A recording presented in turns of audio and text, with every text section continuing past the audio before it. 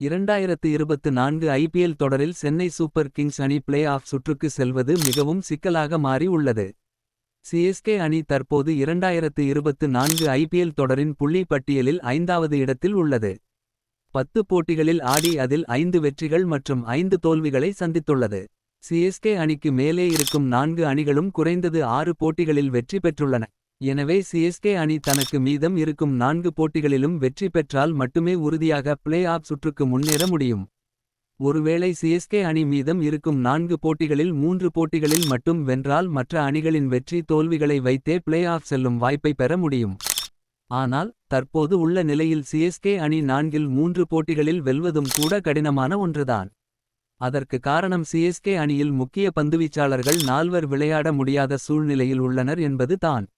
முதலில் வங்கதேச வேகப்பந்துவீச்சாளர் முஸ்தாபிசூர் ரஹ்மான் ஐபிஎல் தொடரில் இருந்தே விலகி இருக்கிறார். அவர் இதுவரை சிஎஸ்கே அணிக்கு மிக சிறப்பாக பந்து வீசி முக்கிய பந்துவீச்சாளராக இருந்தார். அடுத்ததாக பவர் பிளேவில் பந்து வீசும் தீபக் சாகர் காயம் காரணமாக விலகி இருக்கிறார்.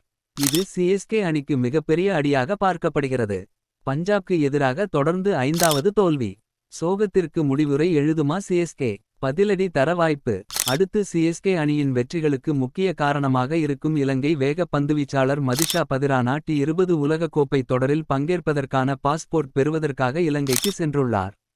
அவர் அடுத்த போட்டியில் விளையாடுவாரா என்பது சந்தேகம்தான். மற்றொரு வேக பந்துவீச்சாளரான துஷார் தேஷ்பாண்டே காய்ச்சல் காரணமாக முந்தைய போட்டியில் விளையாடவில்லை. அவர் அடுத்த போட்டிக்கு முன் முழு உடல் தகுதி பெறுவாரா என்ற கேள்வியும் உள்ளது. இந்த நால்வரில் இருவர் முற்றிலுமாக ஆட முடியாத நிலையில் பதிரானா மற்றும் துஷார் தேஷ்பாண்டே சில போட்டிகளில் ஆட முடியாத நிலையில் உள்ளனர். இதனால் பந்துவீச்சில் சிஎஸ்கே அணி பலவீனம் அடைந்துள்ளது. ஏற்கனவே பேட்டிங்கில் அதிரடியாக ஆட முடியாமல் சிஎஸ்கே அணியின் ஜடேஜா, டேரில் மிச்சல், சமீர் ரிஸ்வி, ரஹானே போன்ற வீரர்கள் திணறி வருகின்றனர்.